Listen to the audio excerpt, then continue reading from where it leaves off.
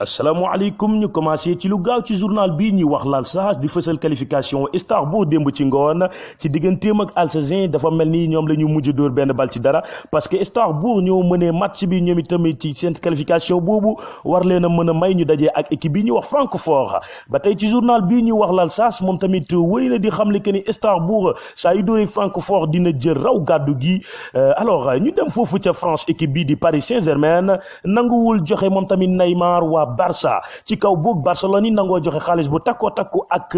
ñaari jour ku ci mel ni di Ousmane Dembélé ak Philippe Coutinho ki ko xamle mooy journal bii ñuy wax Sport ba léegi ci kaw Sport xamle que ni tamit Barça duñu sonn di wax mukk ci seen jour bii di Dembélé duñu ko jaay mukk te li ci doy waar mooy Dembélé ci boppam nanguwul génn foofu ca Barça ñu des ca Barça ba léegi ci journal bii di Mundo Deportivo di xamle que ni équipe bii di Real de Madrid nanguwul tëj dossier Paul Pogba comme Barça ak Neymar waxtaan bu am solo moo ngi am foofu ca Espagne ci diggante waa Casablanca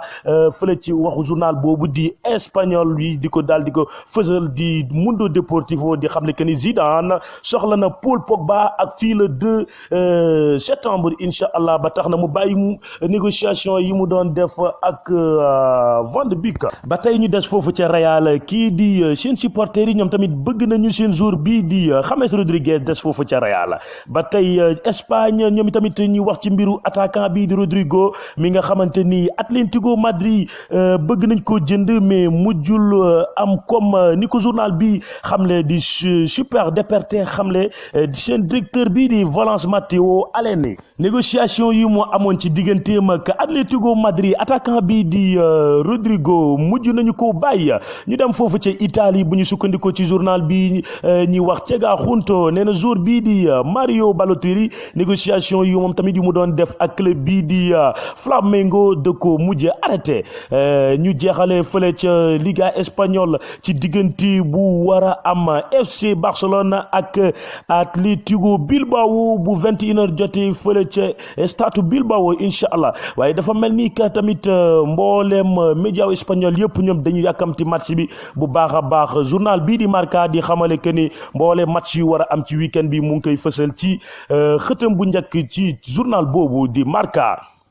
équipe bi di Real de Madrid dina dem fële ca Celta Vigo waaye nag Atlético dina amal ab jongante ci dimanche bi moom ak équipe bi ñuy wax Retafe journal bi di AS nee na ligue bi dafa bari ay stars yu fa daje lool ci championnat espagnol boobule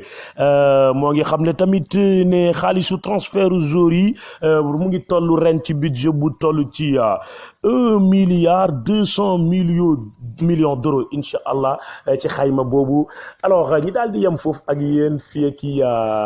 suba incha allah rendez-vous d'ici là portez-vous bien salut à toutes et à tous ciao et mangez beaucoup de bananes ça vous fera du bien mangez beaucoup de bananes ça vous fera du bien mais évitez le dëxin mais surtout le mbëpp